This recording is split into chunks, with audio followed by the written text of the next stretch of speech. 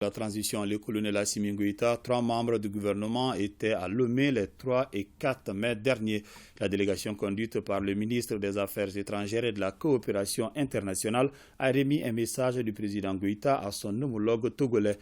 Les 2 délégations maliennes et togolaises ont par la suite eu des séances de travail afin de dynamiser leur coopération dans divers domaines. Une occasion saisie par le ministre Diop pour saluer les efforts du président Faure Gnassingbé pour la résolution de la crise malienne. Garibou Pérou. Le Mali accentue son offensive diplomatique afin de trouver une issue rapide à la crise qui traverse notre pays.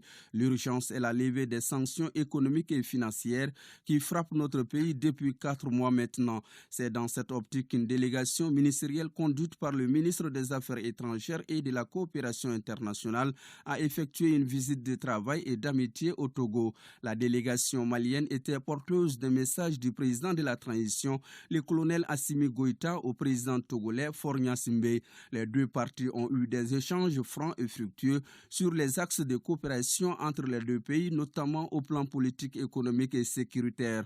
Le ministre Diop a par ailleurs salué les efforts du président togolais dans la gestion de la crise malienne. Le chef de la diplomatie malienne a fait un plaidoyer visant la levée des sanctions économiques qui affectent les populations.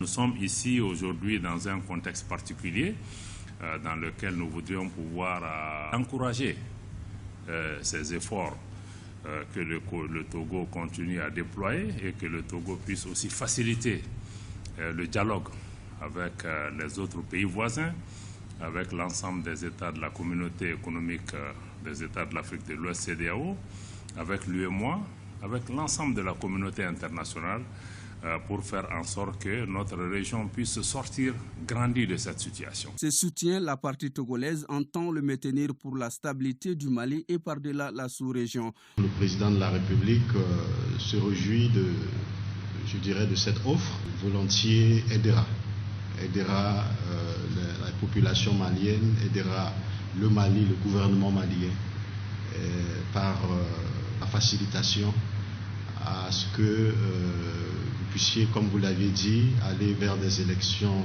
libres, démocratiques, crédibles, et que désormais un gouvernement civil, en respectant l'ordre constitutionnel, soit rétabli dans votre pays, le Mali.